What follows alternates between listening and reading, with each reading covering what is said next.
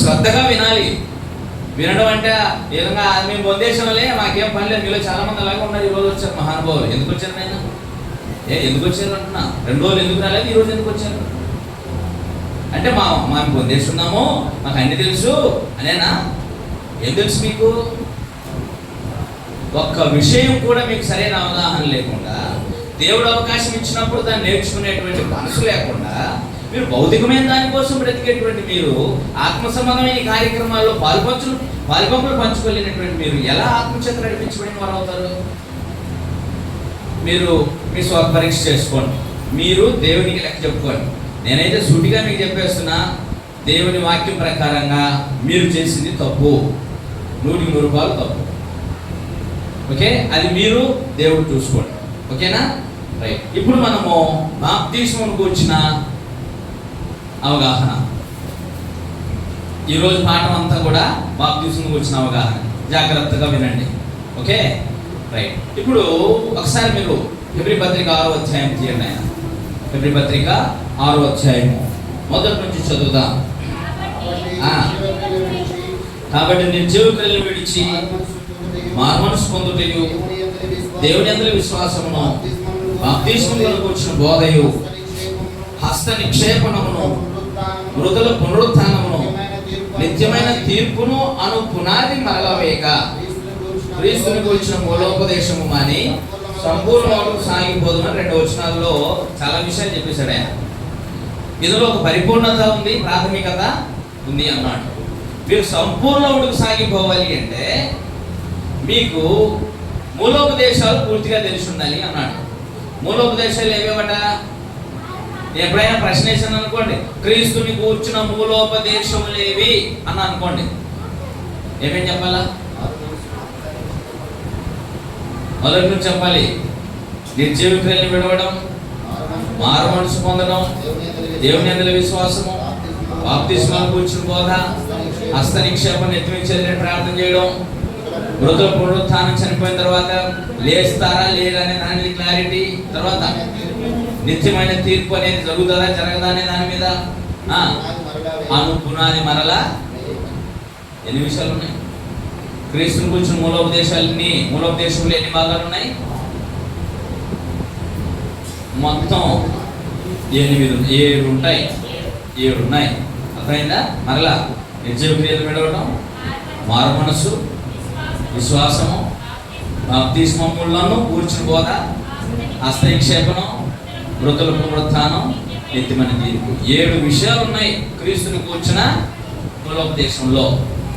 అందుకని క్రీస్తుని కూర్చున్న మూలోపదేశంలో ఎన్ని విషయాలు ఉన్నాయి అని అంటే ఈ 7ంటిని వెతుక్కోమని చెప్పాలి.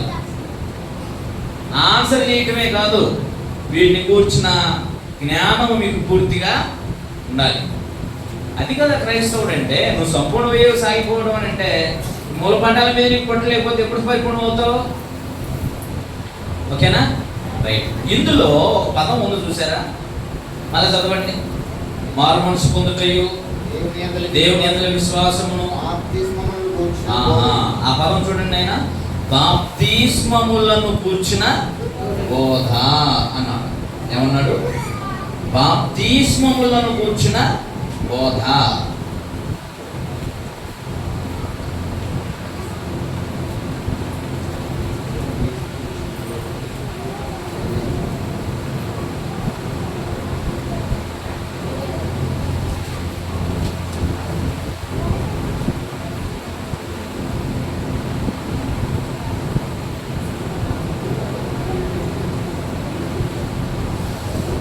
ఏ బోధ ఇది?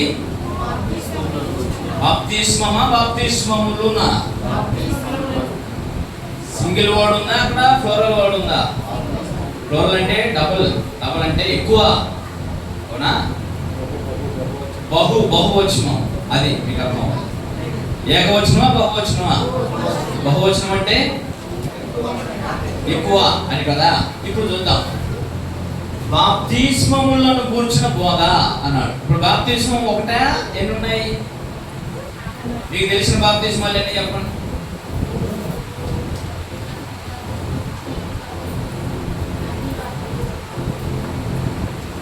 కదా. మేము ఒక్కసారి బాప్తిస్మం పొందేసామండి, బైబిల్లో ఒకసారి పొందామని చదవకపోయినా చదివినట్టు చెబుతుంటారు. కానీ వాస్తవానికి బైబిల్లో ఉన్నది ఎఫెసీ పత్రికలో 4వ అధ్యాయము 5వ వచనం. విశ్వాసం ఒకటే. వావ్, ఇక్కడ ఒకటే అనే విషయాలు ఇక్కడ కూడా 7, 8 ఉంటాయి. సరే, ఇది ఇలా ఉండగా ఇక్కడ ఏమన్నాడంటే బాప్తిస్మము ఒకటే అని చెప్పాడు. కానీ ఎబ్రీ గ్రంథకర్త ఏమో బాప్తిస్మములు ఉన్నాయి అన్నాడు.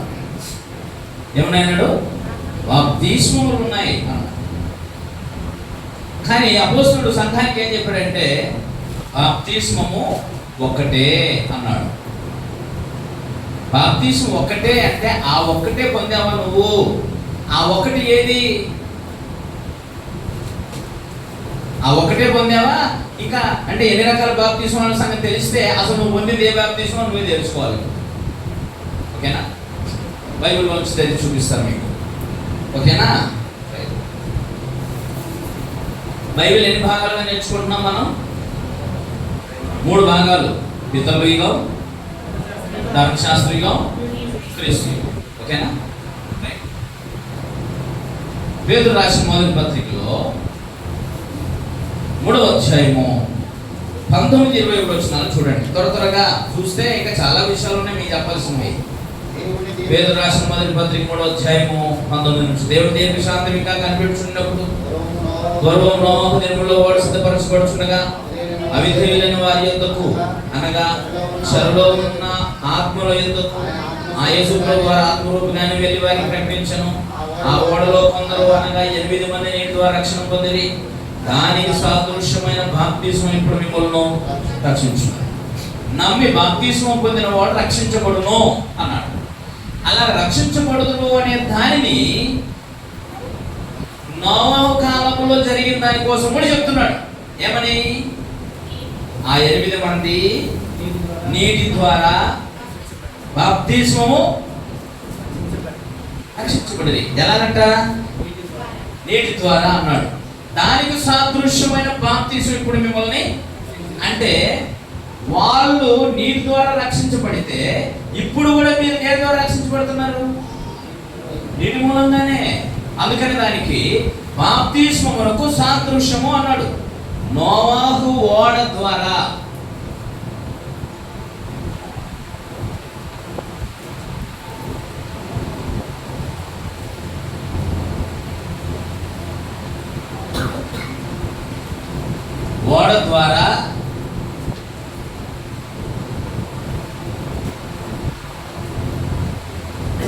రక్షింపబడుట అనేది నేటి బాప్తిస్మమునకు సాదృశ్యమట.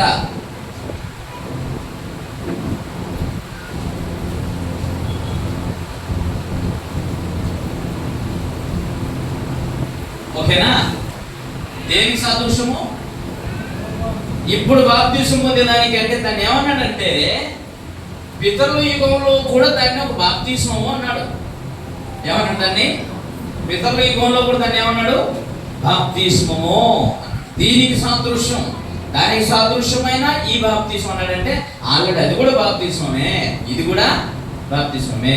అది ఆ బాప్తిస్మం వాళ్ళు ఆ విధంగా రక్షించబడ్డారు, ఇప్పుడు ఈ బాప్తిస్మం ద్వారా మీరు ఇలా రక్షించబడుతున్నారు అన్నాడు. అంటే పితరుల యుగంలో కూడా నోవహు కాలంలో కూడా రక్షణ అనేటువంటిది నీతి ద్వారా జరిగింది, అది బాప్తిస్మంతో పోల్చబడింది అని ఎంత చక్కగా చెప్పాడు చూడండి పేతురు గారు. అది ఏ కాలం, ఏ యుగం? అది పితరుల యుగం. మర్చిపోకండి, రైట్? దాన్ని అలా పెట్టుకోండి. ఇంకా ఏ రకాల బాప్తిస్మం చూద్దాం. మరి కొరింథీయులకు రాసిన మొదటి పత్రిక 10వ అధ్యాయం 1-2 వచనాలు చదువుదాం. ఇది మోషే యుగం. ఓకేనా? కొరింథీయులకు రాసిన మొదటి పత్రిక 10వ అధ్యాయం 1 వచనం. సహోదరులారా, మీకు ఈ సంగతి తెలియకుండా నాకు ఇష్టం లేదు. అదేమనగా మన పితరులందరూ మేఘం క్రింద ఉండి వారందరూ సముద్రంలో నడిచిపోయి అందరూ మోషేని బట్టి మేఘములోను సముద్రంలోను బాప్తిస్మం పొందిరి అన్నాడు. ఎవరి గురించి మాట్లాడుతున్నాడు? ఇశ్రాయేలుని గురించి. సందర్భం ఏంటి? సముద్రం రెండు పాయలుగా చేసి వారిని సముద్రంలో నడిపించిన దాని గురించి ఆయన ఏం చెప్తున్నాడు? వారు బాప్తిస్మము పొందింది. ఎవరు? ఇశ్రాయేలీయులు.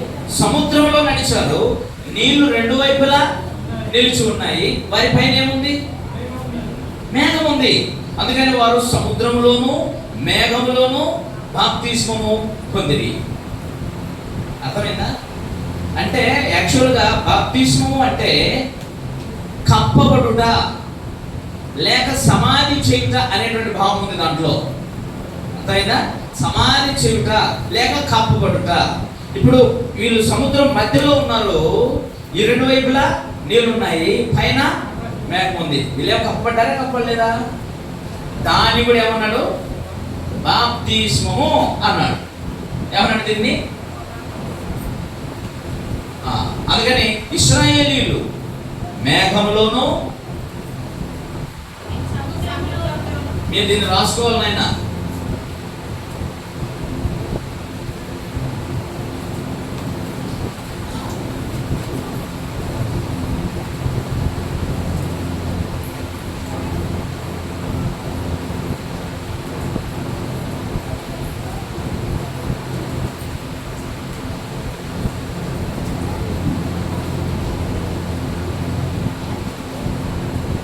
ఇశ్రాయేలీయులు సముద్రంలోనూ మేఘములోనూ ఏం పొందారట? బాప్తిస్మము పొందిరి అన్నాడు. విచిత్రంగా ఉండలేదా?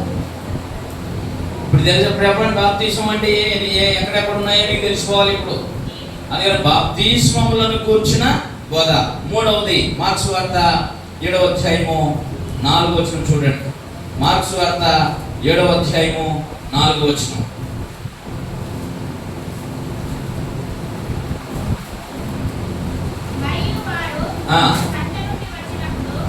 సంత నుండి ఇంట్లోకి వచ్చినప్పుడు నీళ్ళు చల్లుకుంటేనే కానీ వాళ్ళు ఏమీ చేయరు. ఇది కాక గిన్నెలను, కుండలను, ఇత్తడి పాత్రలను నీళ్లలో కడుగుట మొదలు అనేక ఆచారములు అనుసరించేది వారు. కింద ఏమన్నాడు చూడండి ఆయన, ఇత్తడి పాత్రలు నీళ్ళలో కడుగుటకు అని పుట్టినోటేసి 2 ఏమన్నాడంటే ఇత్తడి పాత్రల బాప్తిస్మము అన్నాడు. దీని కూడా ఏమన్నాడు? గిన్నెలను కడుగుట, ఇత్తడి పాత్రలను కడుగుట అనే దాన్ని దీని కూడా ఏమన్నాడు?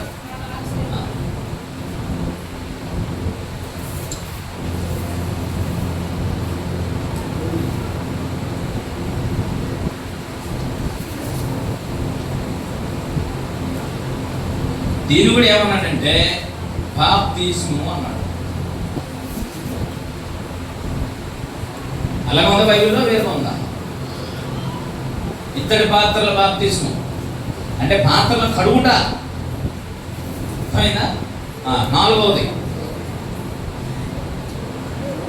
మత్తయి సువార్త 3వ అధ్యాయం 1 నుంచి 6 వచనాల్లో యోహాను ఇచ్చిన బాప్తిస్మము ఉంది. అక్కడ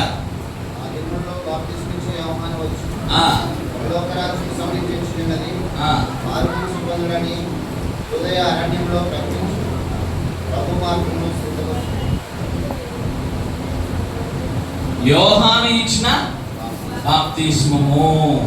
ఇది ఏ బాప్తి ఎందుకు ఇచ్చాడో తెలుసా? ఇది మారు మనసు విషయమైన బాప్తిస్మం.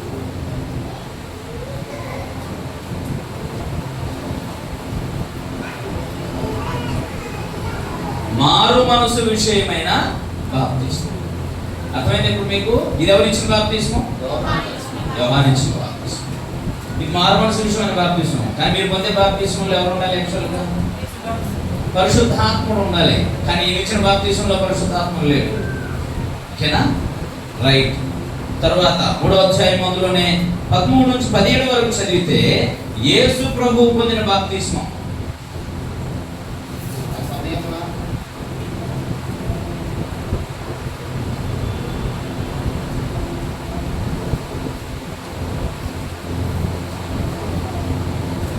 యేసు పొందిన బాప్తిస్మం.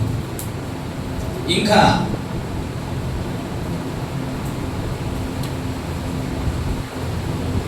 మార్కు సువార్త 10వ అధ్యాయము 38వ వచనం.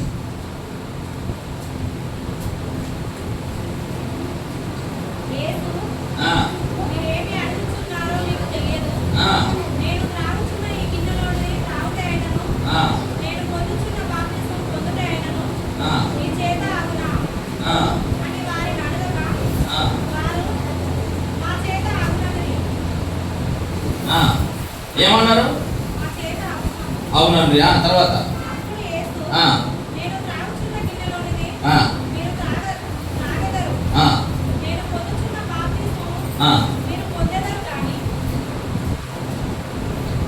సరే చదువు. నేను పొందుతున్న బాప్తిస్మమును మీరు పొందెదరు. ఏంటి? ఇప్పుడు యేసు ప్రభువు ఆల్రెడీ యోర్దాను నదిలో యోహాను చేత బాప్తిస్మం పొందాడు. ఇప్పుడు శిలువ మరణానికి ముందు శిష్యులతో చెప్తున్నాడు ఏమని? నేను పొందుతున్న బాప్తిస్మం మీరు పొందగలరా అంటే యేసు ప్రభు వారికి ఇంకో బాప్తిస్మం పొందేది ఉందట. అదే బాప్తిస్మము శ్రమల బాప్తిస్మం. ఇది శ్రమలు కూడా బాప్తిస్మమేనా? బైబిల్లో ఉన్న మాట, మన మాట కాదు అది. అలాగే ఉన్నాయా మన తేడా ఉందా మీ బైబిల్లో? ఇంకా ముందు తీసుకెళ్తాను మిమ్మల్ని. సరే, ఇప్పుడు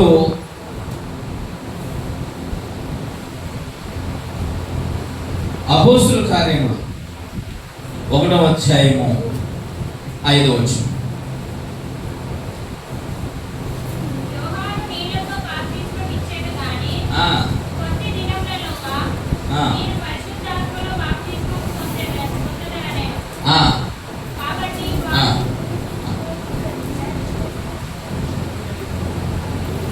ఏ బాప్తిస్మం పొందుతారని చెప్తున్నాడు వాళ్ళని.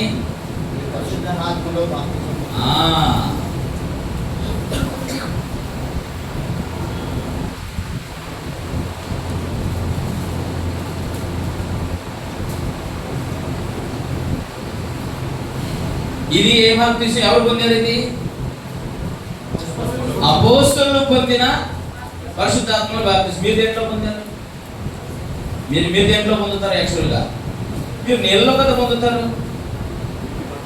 నీటి బాప్తిస్మం మీరు పొందుతారు, కానీ మళ్ళీ బాప్తిస్మం పొందుతున్నారు, పరిశుద్ధాత్మ బాప్తిస్మం పొందుతున్నారు. ఇది ఎవరు? అపోస్తలులు పొందిన పరిశుద్ధాత్మ యొక్క బాప్తిస్మం. ఇప్పటికే ఎన్ని బాప్తిస్మాలు వచ్చాయి? ఇవన్నీ బాప్తిస్మాలేనా? ఇవన్నీ బాప్తిస్మాలేనా? మీరు ఆలోచన చేయండి. బైబిల్ ఊరికే చెప్పలా బాప్తిస్మములను కూర్చిన బోధ అని ఎందుకు చెప్పాడు? ఇప్పుడు ఇన్ని రకాల 7 రకాల బాప్తిస్మాలు ఇక్కడ ఉన్నాయి. ఓకేనా? ఇంకొకటి చివరిగా అపోస్తలుల కార్యములు 2వ అధ్యాయం 38 నుంచి 41 వరకు.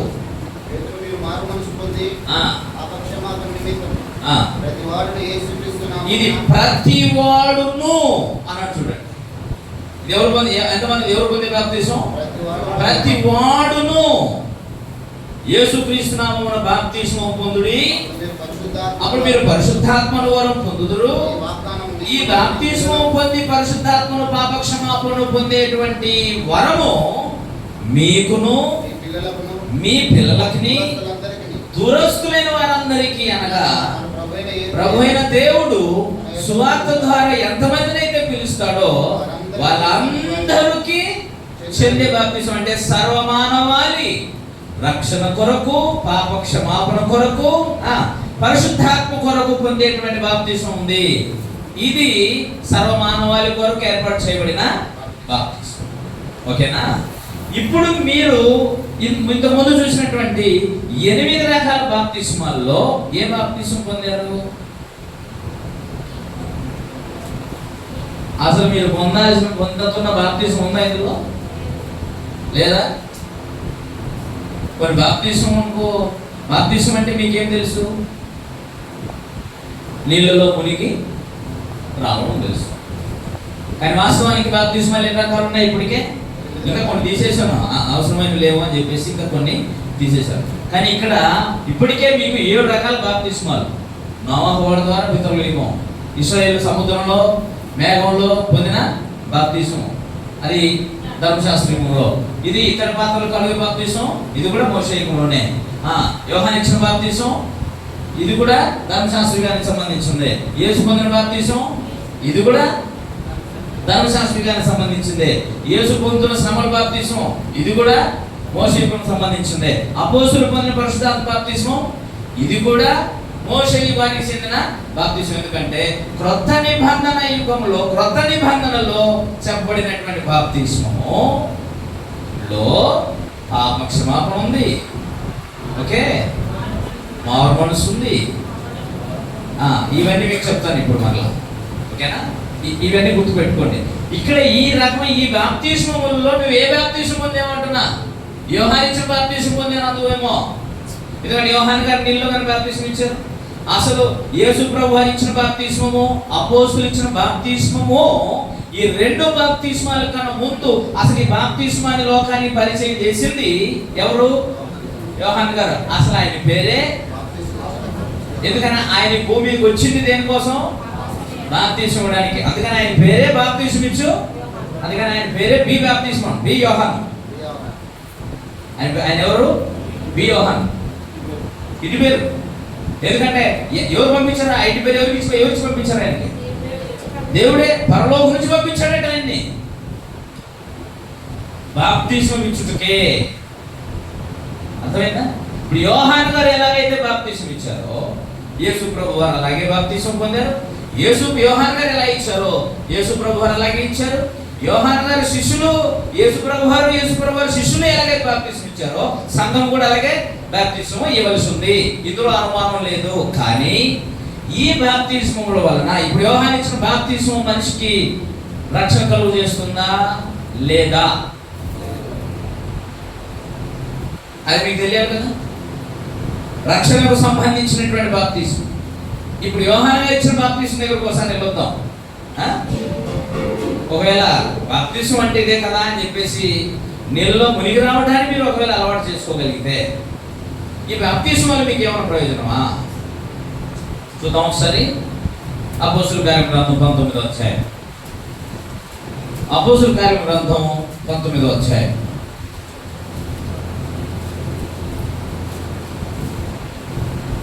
అపోస్తుల కార్యం గ్రంథం 19వ అధ్యాయం మొదటి నుంచి చూడండి ఒకసారి. అపోలో కొరింథీలో ఉన్నాడట. అప్పుడు ఒక విషయం జరిగిందట. ఎక్కడ? ఆయన అదే సందర్భంలో పౌలు గారు ఎఫెసు పట్టణానికి వచ్చాడట. ఎఫెసు పట్టణంలో కొంతమంది క్రైస్తవులను చూశాడట. క్రైస్తవులను చూసి వారిని ఒక ప్రశ్న అడిగాడట. ఏమడిగాడు? మీరు విశ్వసించినప్పుడు, గుర్తు చేసుకోండి, విశ్వసించటము అనేది బాప్తిస్మం పొందడం రెండు ఒకటే అక్కడ, ఓకేనా? ఇప్పుడు కింద చదివితే మీకు తెలుస్తుంది. మీరు విశ్వసించినప్పుడు పరిశుద్ధాత్మను పొందితిరా అని వారిని అడగగా వారు పరిశుద్ధాత్ముడు ఉన్నాడన్న సంగతియే మేము వినలేదని ఇక్కడ అడిగి, అప్పుడు అలాగైతే దేని బట్టి బాప్తిస్మం పొందారు అని వారిని అడిగారు. చాలు నాయన. ఇక్కడ ఏమన్నాడు? పౌలు గారు ఎఫెసు పట్టణానికి వచ్చాడట. అక్కడ ఇలాగే మీలాగా రక్షించబడిన కొంతమంది బాప్తిస్మం అయినటువంటి వాళ్ళు కొంతమంది ఉన్నారట, క్రైస్తవులు అనబడిన వాళ్ళు. వాళ్ళ దగ్గరకు వచ్చి పౌలు గారు ప్రశ్న అడిగారు. ఏం ప్రశ్న? మీరు విశ్వసించినప్పుడు, అంటే మీరు బాప్తిస్మం పొందినప్పుడు పరిశుద్ధాత్మను పొందితిరా అని అడిగాడు. ఏమడిగాడు? ఎప్పుడు?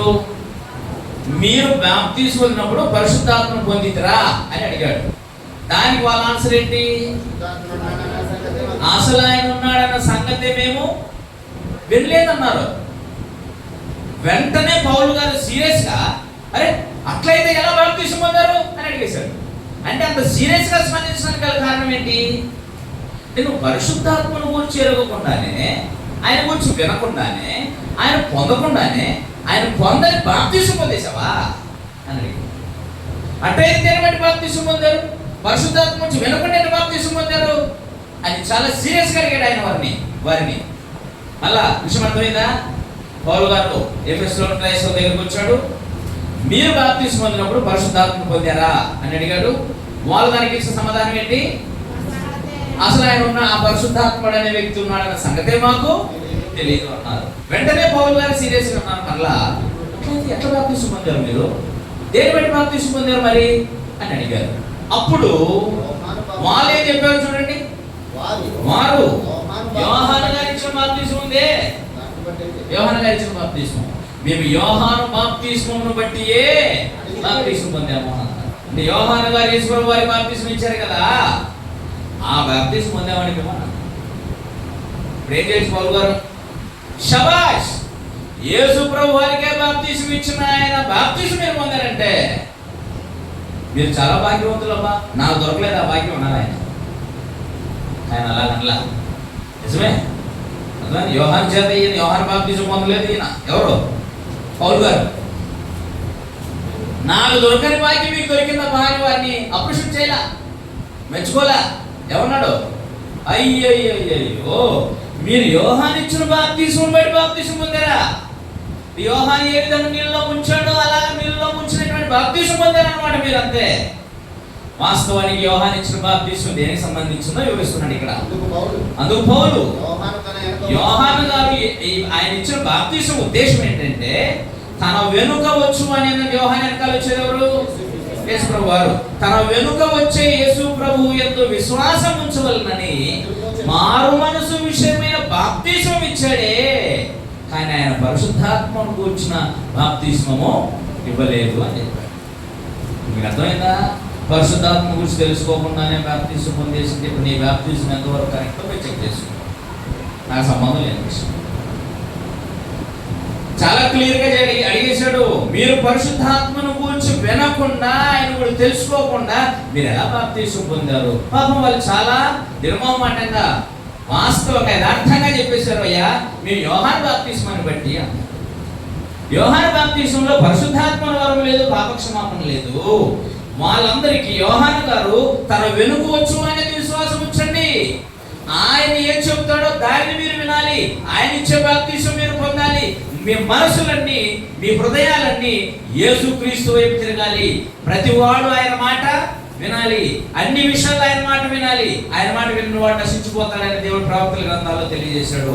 కాబట్టి అందరి హృదయాలు యేసుక్రీస్తు వారి వైపు త్రిప్పడం కొరకు యోహాను బాప్తిసం ఇచ్చాడే కానీ పాపక్షమాపణ కొరకు పరిశుద్ధాత్మ కొరకు ఆయన బాప్తిస్మము ఇవ్వలేదు అని చెప్పిన తర్వాత ఏమని చూడండి, మరి వారు పౌలు గారు చెప్పిన దాన్ని బాగా అర్థం చేసుకొని ఏం చేశారు, ప్రభువైన యేసు నామమున బాప్తిస్మము పొందిరి.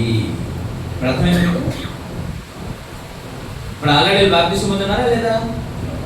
ఎఫెసులో ఉన్న సంఘస్థులు బాప్తిసం పొందున్నారా లేదా? ముందే అది ఎవరు బాప్తిసం?